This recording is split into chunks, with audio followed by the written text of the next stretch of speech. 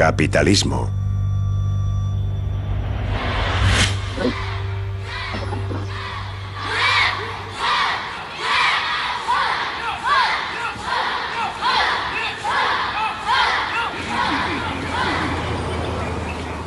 Amanece en Nanjing, el último bastión comunista que queda en China.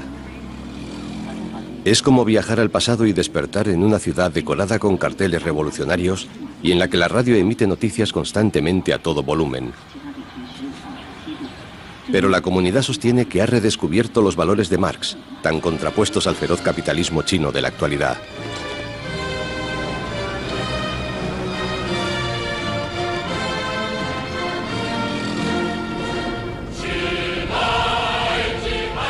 El centro financiero de Londres. Sorprendentemente, Marx también está siendo redescubierto aquí. Todos los peligros del monopolio capitalista y de la concentración económica de los que nos alertaron Marx y Engels se han hecho realidad. Y eso que pensábamos que había quedado relegado al olvido para siempre. Con el colapso de la Unión Soviética y la caída del comunismo, ese sistema de gobierno quedó confinado en el basurero de la historia, junto a la figura del propio Marx. ¿Pero es posible que Marx fuera malinterpretado? ¿Es posible que su visión del capitalismo del siglo XIX tenga más relevancia ahora que en décadas pasadas? ¿Y si Marx tenía razón?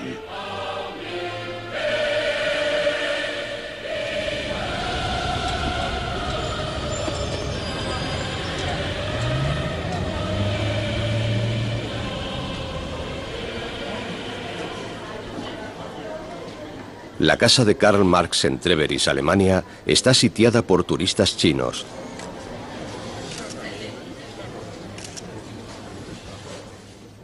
Karl Marx nació en 1818 en Renania, la provincia más occidental de Prusia. Era una región un tanto especial dentro de la Gran Alemania porque, al haber sido ocupada por Napoleón, habían penetrado en ella las ideas de la Ilustración francesa, y ese fue el entorno en el que creció el joven Marx. No tengo remordimientos, escribió una joven a su amado. Cierro los ojos con fuerza y una vez más yazco cerca de tu corazón, ebria de amor y alegría. Una carta de amor como tantas otras, reflejo de la inocencia de principios del siglo XIX en una ciudad alemana de provincias. Con la diferencia de que el hombre a quien va dirigida la carta es Karl Marx.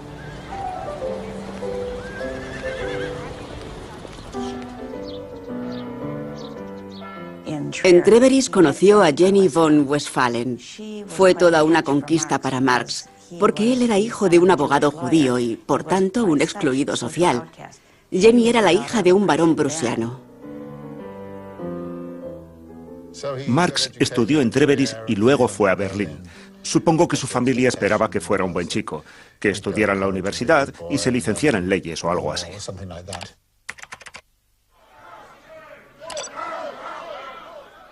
Pero Marx sentía un fuerte interés por la política y se planteaba las típicas preguntas surgidas después de la Revolución Francesa. ¿Se crearía una especie de democracia liberal?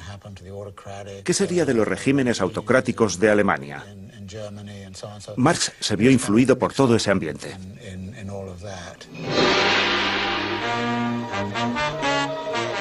Más de un siglo después, el romántico estudiante de Treveris se había transformado en una amenaza para los gobiernos occidentales y los países capitalistas.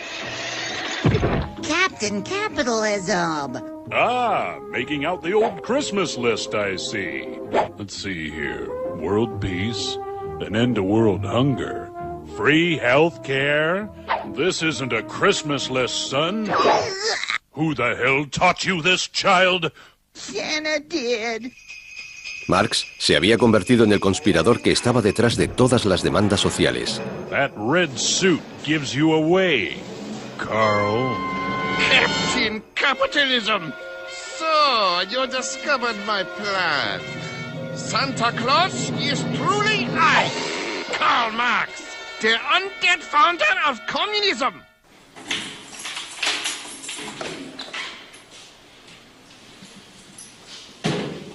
El motivo de la transformación radical de un prometedor estudiante en revolucionario peligroso podemos encontrarlo en el sótano del Museo de Trèveris, guardado en una caja fuerte.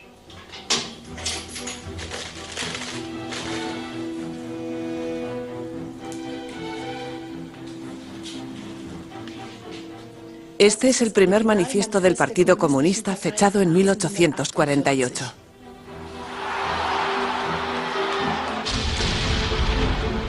Ese año estallaron revueltas populares en toda Europa.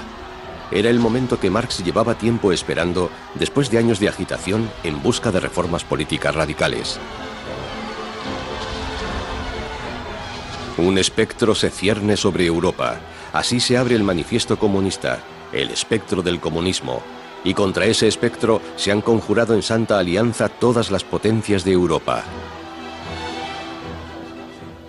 Para su desgracia, Marx siempre publicaba sus escritos con retraso y el manifiesto comunista salió con posterioridad al estallido de las revueltas de 1848, lo que le impidió obtener provecho de esas revueltas. De hecho, el manifiesto comunista apenas influyó en esas revoluciones. Fue redescubierto más tarde.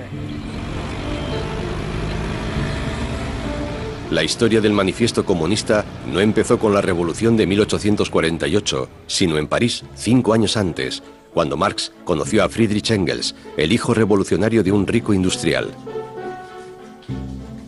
Su primer encuentro se produjo en un café de París, conocido en todo el mundo como el lugar en el que se enfrentaban los maestros del ajedrez. Marx y Engels pasaron 10 días y 10 noches hablando, y al final de sus conversaciones llegaron a la conclusión de que estaban completamente de acuerdo en todo. Aquel fue el comienzo de una hermosa relación.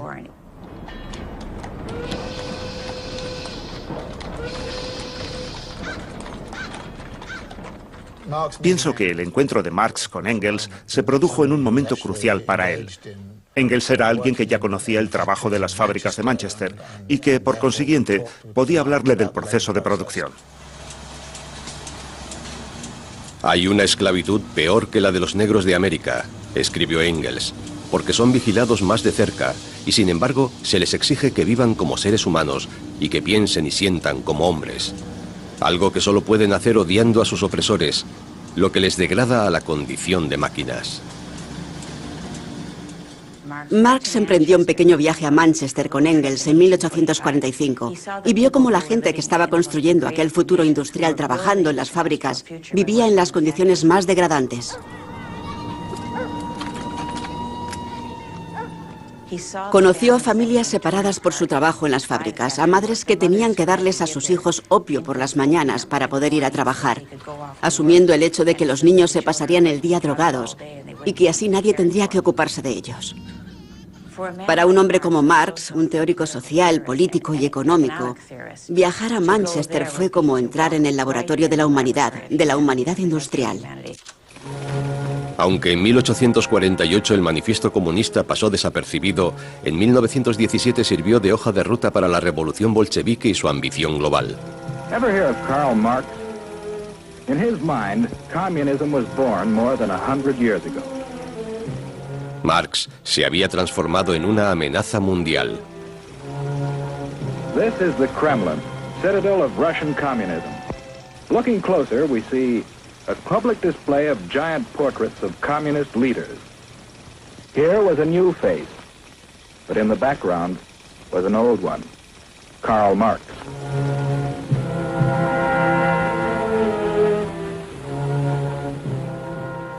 El Marx del que huía la gente del siglo XX y huye la del XXI es el Marx del manifiesto comunista.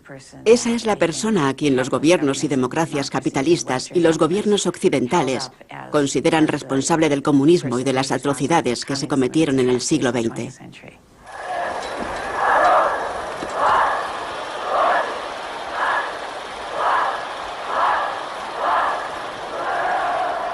Pero puede que le entendiéramos mal. Nos centramos demasiado en el mensaje revolucionario del manifiesto comunista e ignoramos la esencia del documento, que analizaba la verdadera revolución sobre la que escribió Marx, el capitalismo.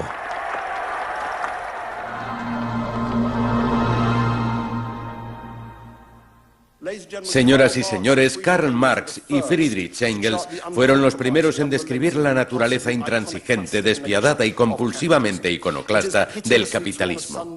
Ha hecho añicos de forma implacable la variedad de lazos feudales que unían al hombre con sus superiores naturales y no ha dejado ningún otro nexo entre los hombres a excepción del interés personal, de los insensibles pagos en efectivo.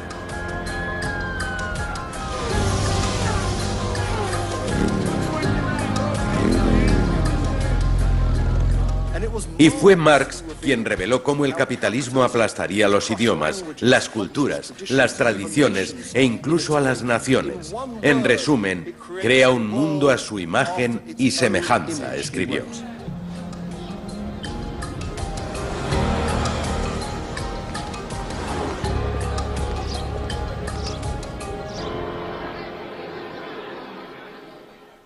Me gustaría sugerirles que Marx nunca ha parecido más oportuno. El resurgimiento de Marx 150 años después. Así es como el New York Times celebró el 150 aniversario de la publicación del Manifiesto Comunista. Un texto que más que ningún otro, como dijeron, reconoció la imparable capacidad de creación de riqueza del capitalismo, predijo que conquistaría el mundo y advirtió de que esta inevitable globalización de las economías nacionales y sus culturas tendría consecuencias divisivas y dolorosas.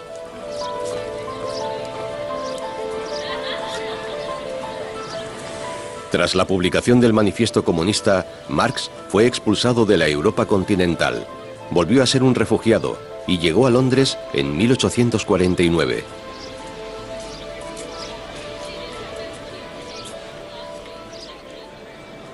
Imaginémonos Dean Street en 1850, el año en el que Karl Marx y su familia se establecieron en esta calle del Soho.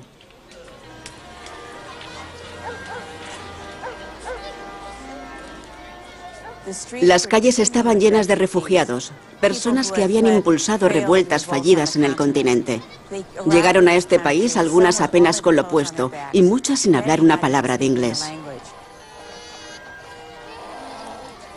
Marx y los suyos eran de los más afortunados, pero aún así la familia, compuesta por 3 adultos y 3 niños, tuvo que vivir en 2 habitaciones en un ático. En tan angosto espacio, Marx intentó sacar conclusiones de lo que acababa de vivir y ver en las calles. Cerca de allí se inauguró una nueva exposición universal, coincidiendo en el tiempo con la escritura de El Capital, una exposición que celebraba los logros de la Revolución Industrial. Era el triunfo de la industria. Se exponían los mayores logros del hombre. Era el amanecer de una nueva era. El rey capitalismo se sentaba en el trono y, sin embargo, Marx en su ático se afanaba en describir por qué el sistema nunca podría funcionar. Sí, ha producido maravillas, pero también iba a producir una enorme destrucción.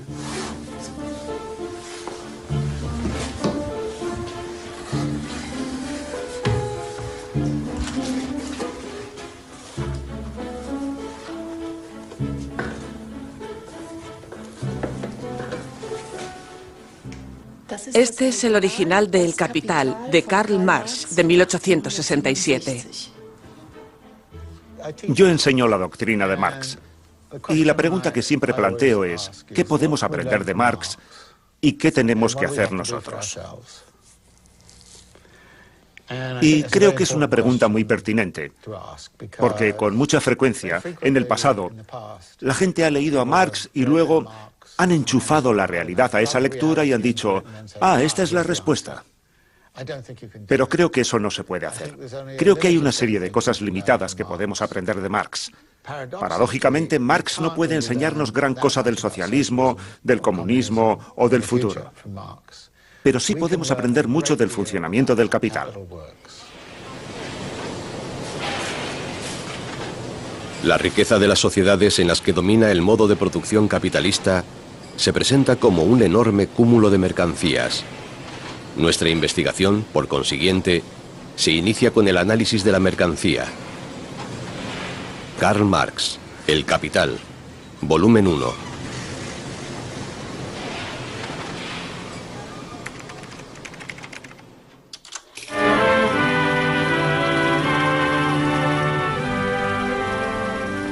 Tom? Tom, what do you want for breakfast? What'd you say? What do you want for breakfast? I don't care. Do you want it Una mercancía es, en primer lugar, un objeto exterior, una cosa que en virtud a sus propiedades satisface necesidades humanas. El capital. Oh, well. While she gets Tom's breakfast, let's take a closer look at that pan. The iron ore for that pan came from the Mesabi Range. So let's start there and see what happened. Maybe it'll give us an idea of just what it is we have. Lo que hace Marx en el primer volumen de El Capital es introducir una pequeña sección titulada El fetichismo de la mercancía, en la que nos indica que una experiencia diaria no nos dice ni nos proporciona toda la información necesaria para entender el funcionamiento de un sistema. A partir de nuestra experiencia diaria, sabemos que si tenemos dinero podemos comprar una mercancía y llevárnosla a casa. Eso es lo que nos dice la experiencia, pero eso no nos dice nada sobre el trabajo que requiere crear esa mercancía. No nos dice nada de por qué esta mercancía cuesta el doble que aquella. Y Marx nos enseña que el sistema de mercado disfraza todas esas relaciones sociales.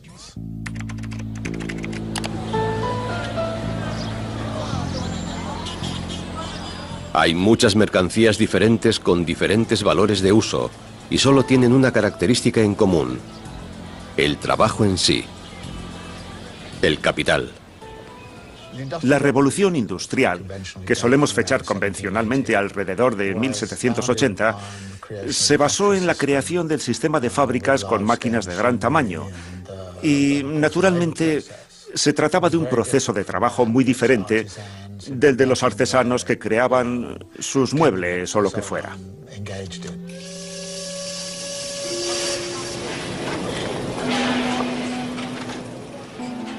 En opinión de Marx, esta conversión y el auge del capitalismo industrial a partir de 1780 supusieron una transformación crucial.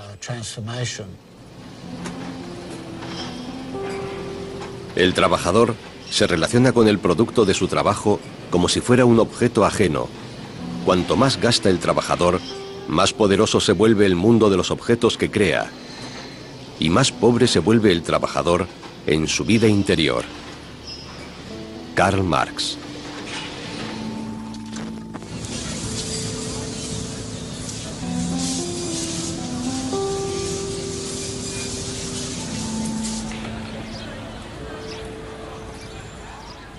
Este trabajador de la fábrica de iPad, que nos ha pedido que ocultemos su identidad, lleva una cámara para grabar su vida fuera de la fábrica.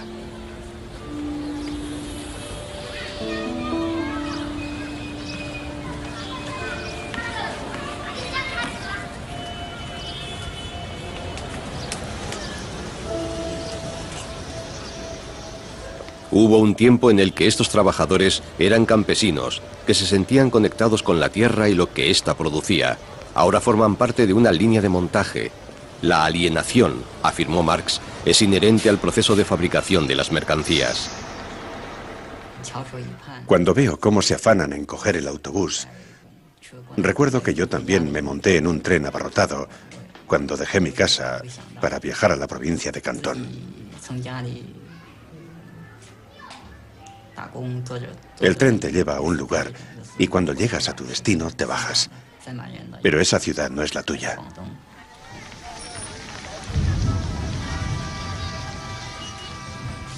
Te cuesta mucho integrarte. Tengo la sensación de que lo único que hago aquí es vender mi trabajo.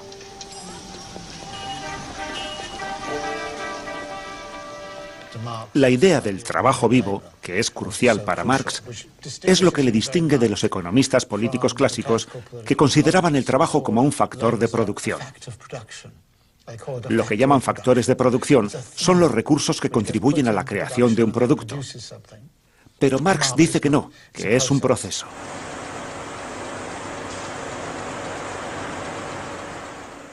Yo solía impartir una clase de introducción a la geografía y el primer día solía preguntar, ¿pueden decirme de dónde procede lo que han desayunado hoy?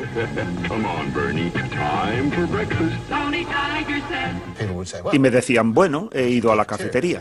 Y yo les decía, sí, pero ¿de dónde procede? Bueno, he ido al supermercado. ¿De dónde procede? ¿De dónde procede? ¿De dónde procede? Al cabo de un tiempo conseguía que retrocedieran y empezaran a pensar en la persona que corta la caña de azúcar en la República Dominicana y que hace posible que ese azúcar llegue a nuestra mesa. Lo que significa que tenemos una relación con ese cortador de caña, pero el mercado no te dice nada de eso, lo oculta todo.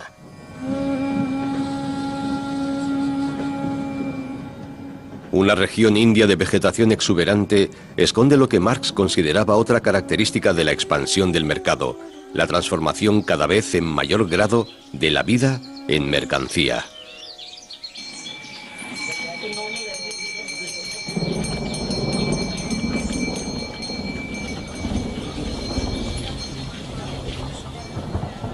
Este grupo de plantadores de algodón se ha unido para frenar la invasión de semillas modificadas genéticamente. En la India, las semillas han sido reconocidas como fuente de vida. Y la misma palabra, villa, lo dice. Ya significa vida. El objetivo de los rituales es conservar las semillas para siempre.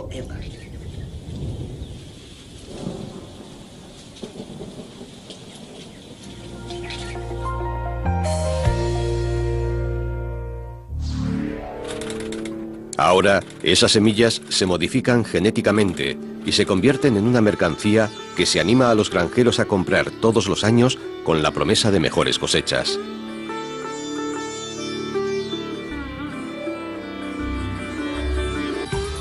Biotechnology, answering the world's call for a better future, today.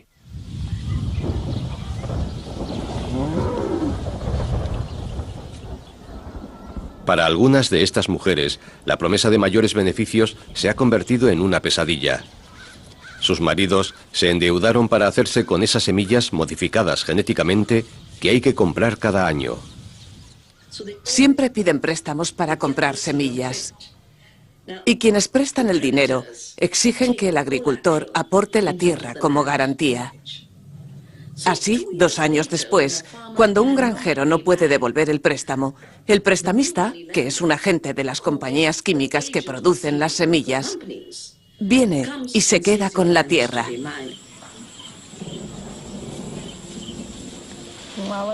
La cosecha no se vendió bien y la salud de nuestros hijos había empeorado. Nuestra deuda creció. Y como la cosecha no se vendía, tomó veneno en los campos. ¿Cuánto debía? Nunca me lo dijo. No les dicen a sus mujeres que las semillas les han endeudado, porque cuando tienen deudas se sienten avergonzados. Y cuando saben que van a perder sus tierras entran en estado de shock, porque los lazos que tienen con la tierra son vitales para ellos. Y ese es el día en el que el agricultor bebe pesticida para acabar con su vida. El número de suicidios ha llegado ya a 260.000.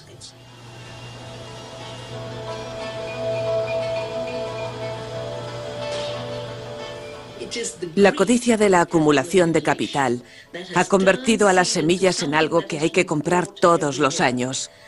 Se han convertido en una mercancía, en un producto de consumo, en una nueva forma de beneficio para las corporaciones.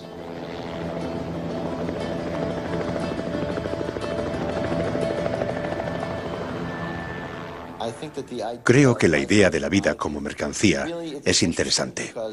¿Porque una vaca es una mercancía? ¿O un cerdo?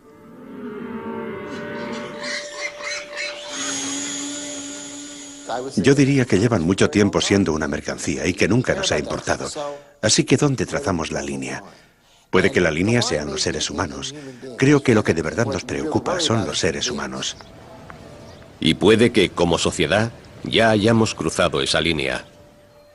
La noticia ocupó los titulares de todo el mundo.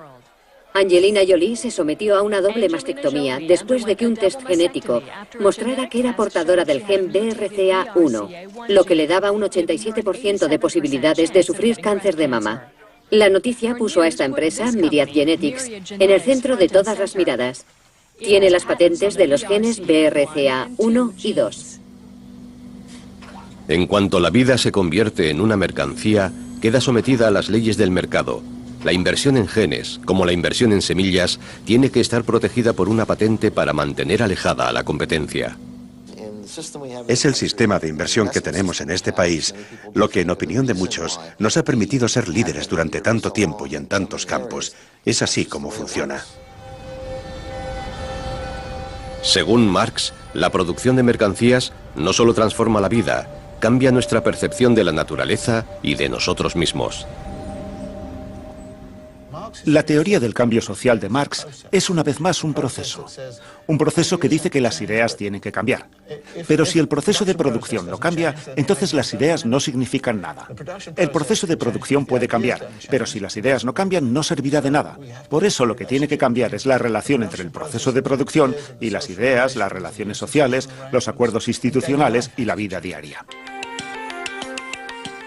The World Congress on Industrial Biotechnology and Bioprocessing, the world's largest industrial biotechnology event. Según Marx, el fetichismo de la mercancía oculta el papel que ésta desempeña en el cambio social. Hace tan solo 60 años, las innovaciones tecnológicas apenas estaban patentadas y nunca se industrializaban como ahora.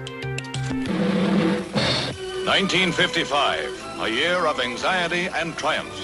A major medical hurdle was crossed with the discovery by Dr. Jonas Salk of the anti-polio vaccine, which was to spread a Hace 60 años nadie hablaba de patentar la vacuna contra la polio o de cobrar por usarla. Who owns the patent on this vaccine? Well, the people, I would say. There is no patent. This is... Could you patent the sun?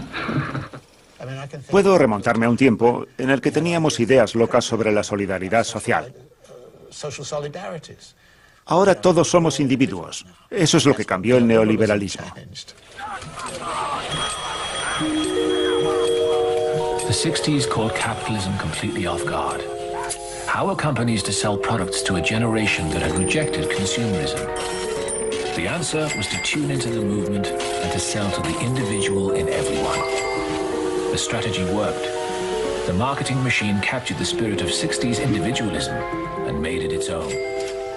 Marx tiene lo que yo llamo una teoría coevolutiva del cambio social, según la cual el capital es una configuración revolucionaria permanente, lo que nos permitiría ver movimientos en las ideas y en las relaciones sociales. Leaving ideology behind, we now derive a sense of personal identity and empowerment from the goods we purchase and consume. Go on, break the rules, define who you are. With our sneakers. A medida que llega al final de El Capital, Marx hace algo interesante. Vuelve a la idea del fetichismo. Y el gran fetiche es, naturalmente, el dinero y el sistema de crédito. Do you have money jitters? Ask the obliging Bank of America for a jar of soothing instant money, M-O-N-E-Y, in the form of a convenient personal loan. Available now at Bank of America.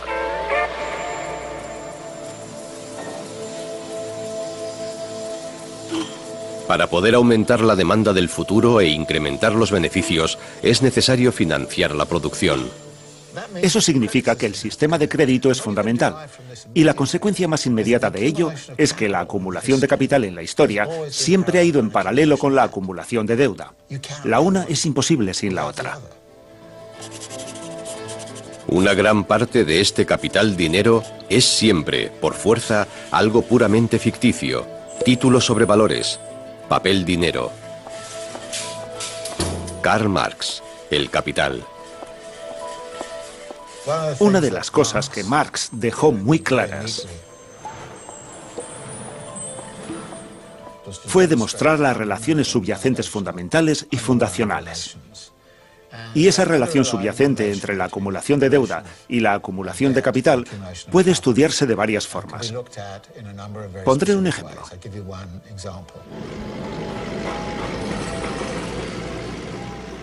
Se van a construir unas viviendas. ¿De dónde sacan el dinero los constructores? Piden dinero prestado a una entidad financiera.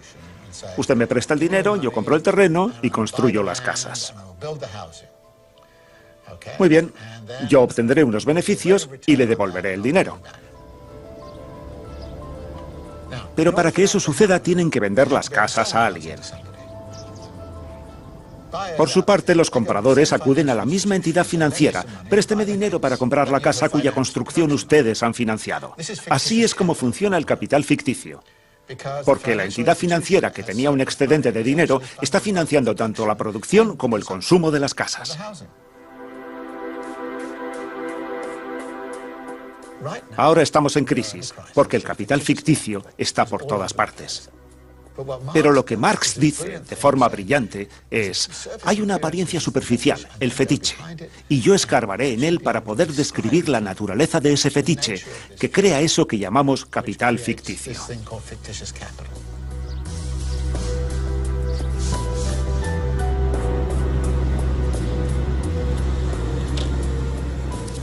Adrian Sobaru podría ser descrito como una víctima del capital ficticio, víctima de una deuda que nunca ha sido suya. Su historia empieza aquí, en el Parlamento rumano, el 23 de diciembre de 2011. Romania's parliament canceled a no-confidence vote on Thursday after Romanian electricians staged a one-man protest. Era un día muy especial, porque se celebraba una sesión parlamentaria importante en la que esperábamos que se produjeran unos debates muy agrios entre el gobierno y la oposición. Estábamos todos en la sala de prensa cuando oímos a un colega decir: ¡Oh, ha saltado! Doamnelor și domnilor senatori și deputați, distinși colegi, membri ai guvernului.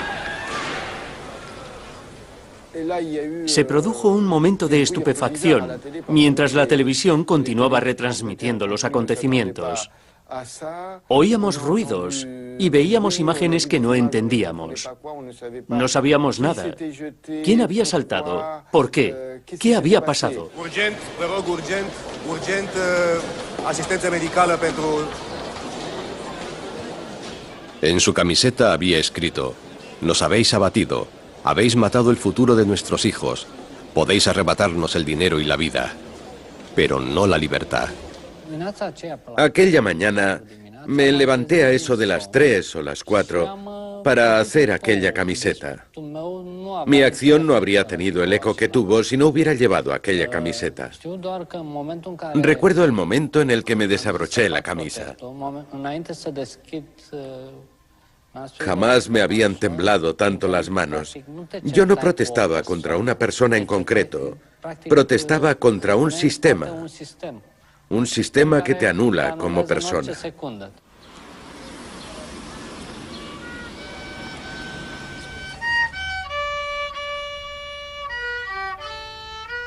En su pequeño apartamento de Bucarest, Adrian Sobaru y su mujer habían criado a 2 hijos con su reducido salario como técnico de la televisión pública.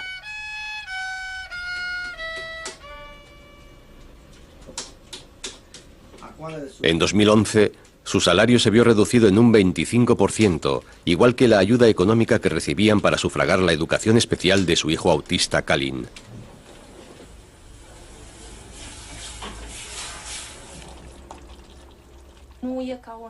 No es locura. Lo que hizo Adrian fue una protesta.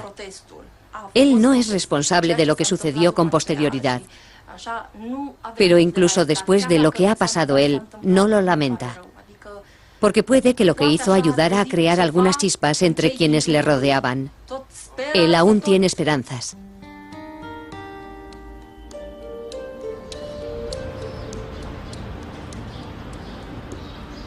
¿Cómo y cuándo la deuda de este país obligó a Adrian Sobaru a cometer semejante acto de desesperación?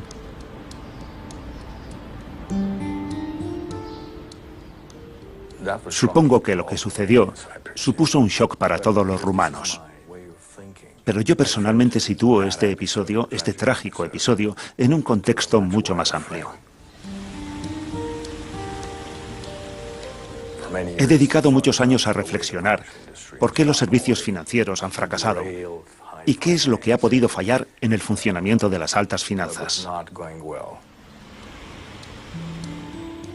Descubrimos que el modelo de crecimiento basado en el libre movimiento de capitales, la liberalización total de los mercados y la demanda permanente de crédito del sector privado crean fragilidad y vulnerabilidad en la economía.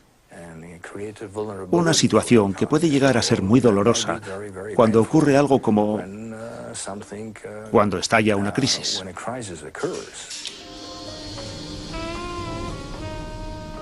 El capital extranjero, en busca de beneficios, inundó los bancos rumanos, que apostaron por un crecimiento basado en la deuda. Los bancos entraron en escena y ayudaron al crecimiento del consumo. El dinero entraba a espuertas en el país.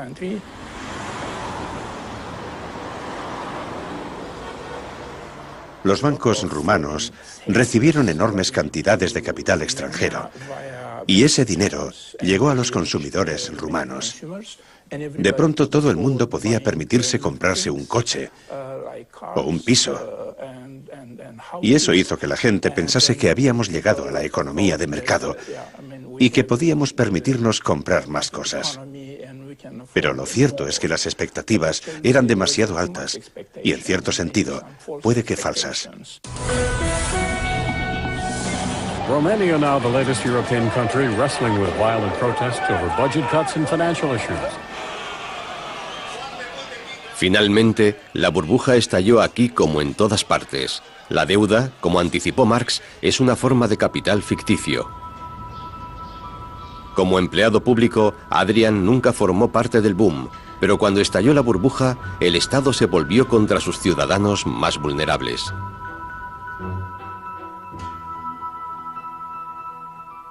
El capital está moviendo perpetuamente su tendencia a la crisis. Si examinamos las crisis más recientes, veremos que su origen es el mercado inmobiliario. If deputies Alan Mathias and Derek Steverson come to your door, your house no longer belongs to you.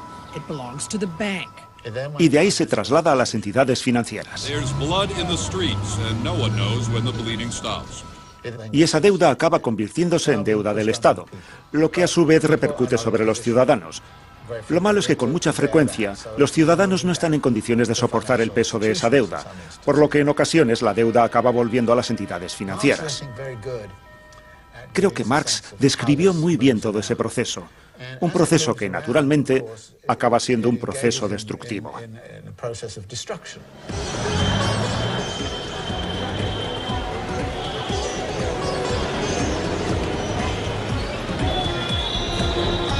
En uno de los extremos del recorrido global del tsunami del capital ficticio en busca de ganancias, se encuentra la India, uno de los mayores mercados emergentes del mundo.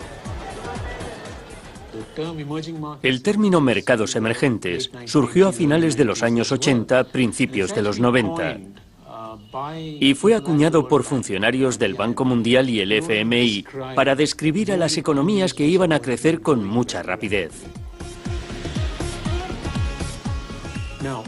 ¿Y por qué les interesa tanto que se produzca ese crecimiento? No solo porque crean que el crecimiento vaya a reducir la pobreza. Lo que les interesa por encima de todo es la dimensión cuantitativa del crecimiento y por qué. Si lo examinamos con detalle, descubrimos que si en vez de crecer a un ritmo del 5% anual, el PIB de esas regiones crece a un 8 o 9% anual, los beneficios que obtienen los inversores en los mercados financieros crecen a una tasa mucho mayor.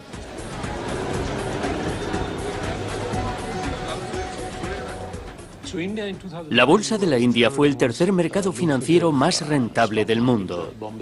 La Bolsa de Bombay obtuvo unas ganancias anuales medias del 48%, una subida muy respetable, lo que significa que la India se ha convertido en una avanzadilla del capital financiero global.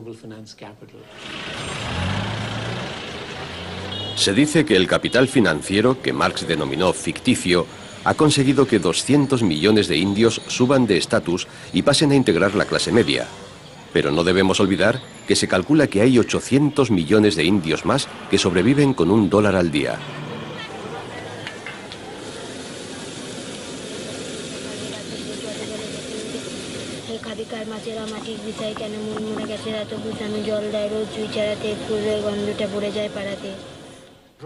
Creo que el mundo del siglo XXI se parece mucho al mundo que analizó Marx en el siglo XIX.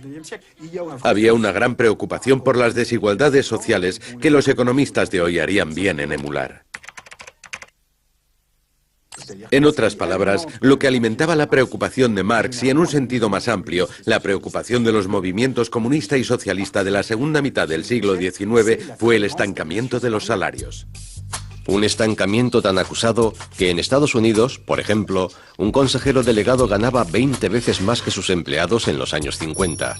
En 2000, su salario ya era 120 veces el de sus empleados y en 2013 casi había vuelto a doblarse y había llegado a 204.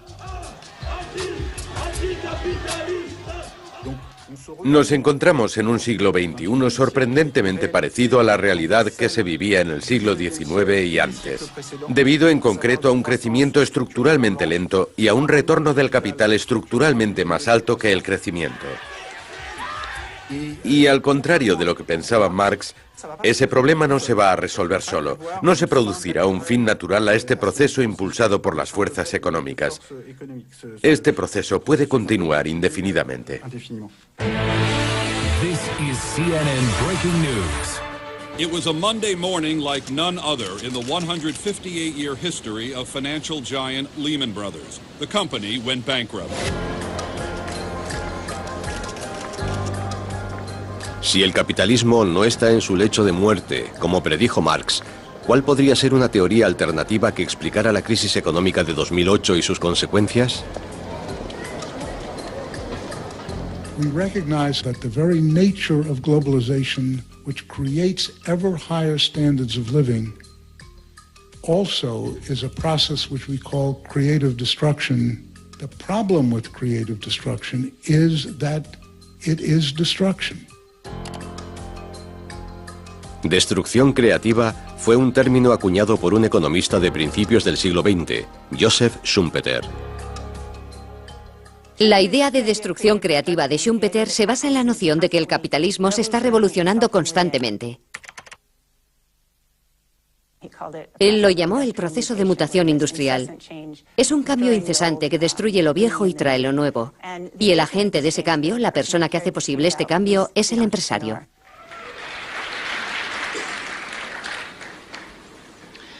Every once in a while, a revolutionary product comes along that changes everything. La idea básica de la destrucción creativa es que hay un producto nuevo, ese es el lado creativo, o un nuevo método de producción, y todo eso es bueno. Pero también está el lado destructivo, que es lo que barre algunos métodos o productos anteriores. Y eso significa una pérdida social, una pérdida humana. Schumpeter no prestó tanta atención al aspecto de la pérdida como al lado creativo. Today we celebrate the first glorious anniversary of the information purification directives. We created for the first time in all history a garden of pure ideology. Creo que Schumpeter y Marx compartían la idea de que el capitalismo es dinámico. Por ejemplo, en la historia del análisis económico, Schumpeter ataca sin piedad la teoría del equilibrio. No existe tal equilibrio. El capitalismo es el desequilibrio permanente. En eso está completamente de acuerdo con Marx. We are one people, with one will, one resolve, one cause. We shall prevail. On January 24th, Apple Computer will introduce Macintosh. And you'll see why 1984 won't be like 1984. Para él, el desequilibrio lo crea el hecho de que los empresarios inventan nuevos procesos, nuevos productos, nuevas comercializaciones que desestabilizan el viejo sistema. En esto coincide con Marx, porque considera que además de la acumulación, existe el hecho de que el capitalismo, debido a sus innovaciones, destruye el valor del capital anterior.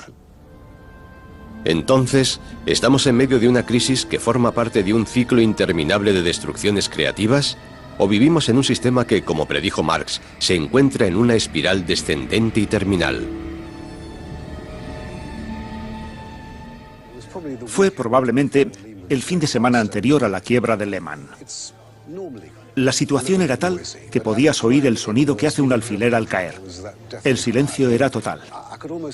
Yo sentía casi como si el sistema global se hubiera congelado. Y aquella era una idea inquietante. Me hizo recordar muchas de las cosas que solía leer y estudiar cuando era mucho más joven. Los días en los que leía a Marx por placer.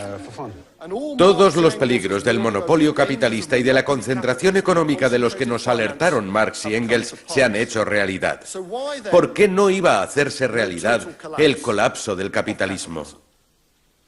Porque gobiernos de todo el mundo se han visto obligados a rescatar el llamado mercado libre.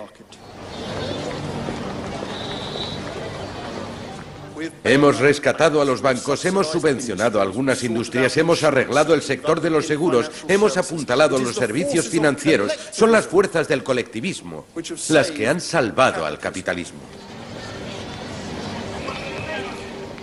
En 1991 murió el socialismo, al menos el comunismo en la Europa del Este. En 2008 murió el capitalismo. Cuando yo era un joven alumno de economía, el gran debate era el que se planteaba entre los socialistas, que creían en la planificación central, y los liberales, o seguidores de Hayek, que creían en el milagro de que fuera el mercado quien regulara las actividades económicas. El argumento de los partidarios del mercado era que el capitalismo es una lucha darwinista en la que prevalece el más fuerte y el más débil, el más ineficaz, el menos productivo y rentable, perece. The New York State Attorney General says that Citigroup, Merrill, and 7 other banks which got $175 billion in tax-funded bailout money paid out $33 billion in bonuses. Pues bien, lo que ocurrió en 2008, con la peculiaridad de que los banqueros se salvaron, fue un darwinismo a la inversa. Cuanto peor banquero eras, cuanto mayores eran las pérdidas de tu banco, más apoyo recibías de los contribuyentes y más éxito tenías a la hora de extraer del resto de la sociedad el superávit de lo que producía ese resto de la sociedad. Ahora tenemos un nuevo régimen que yo llamo quiebracracia, el gobierno de los bancos quebrados.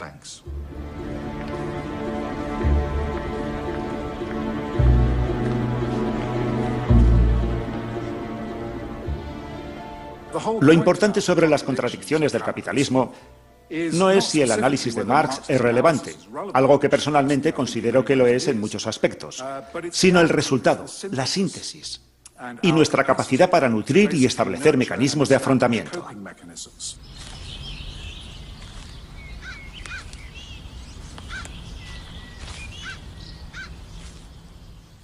En la tumba de Marx, como sabrán quienes la hayan visitado, hay una inscripción tomada de las tesis sobre Feuerbach que dice: los filósofos se han limitado a interpretar el mundo. De lo que se trata, sin embargo, es de transformarlo. Que es precisamente lo que han hecho nuestros predecesores al desarrollar mecanismos de afrontamiento como las instituciones que velan por el imperio de la ley, sociedades limitadas, sindicatos, mutualidades, seguros, asistencia social y descubrimientos tecnológicos que aumentan la productividad, los ingresos y el empleo. Encontrar esos mecanismos de afrontamiento es una tarea ardua y necesitamos hacer más progresos.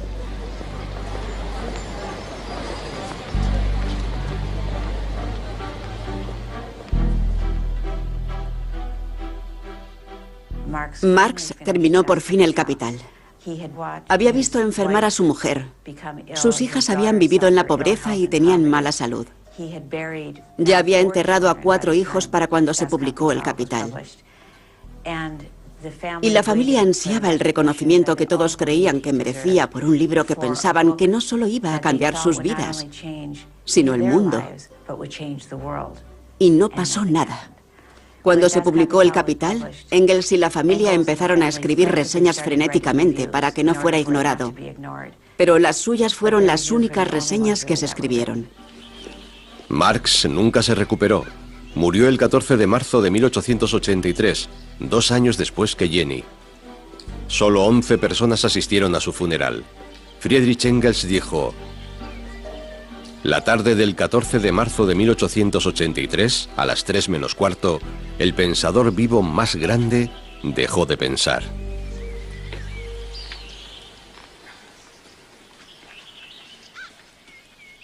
La familia Marx recibió sepultura en un principio en una pequeña y modesta parcela aquí, en el cementerio de Highgate, justo al final de la calle donde se levanta actualmente el monumento. En 1956 el Partido Comunista decidió que una figura tan destacada como Marx merecía un monumento conmemorativo más grande.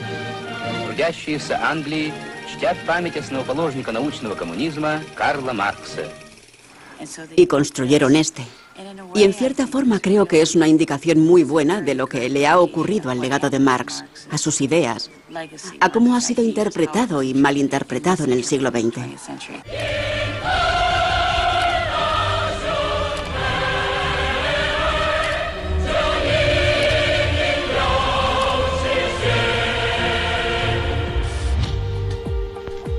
En 1929, el capitalismo parecía estar de rodillas y las predicciones de Marx estuvieron más cerca de cumplirse que nunca. Dos personas tenían ideas diametralmente opuestas sobre cómo salvar al capitalismo de sí mismo. El debate entre ellas ha dado forma al pasado siglo y sigue vigente hoy en día.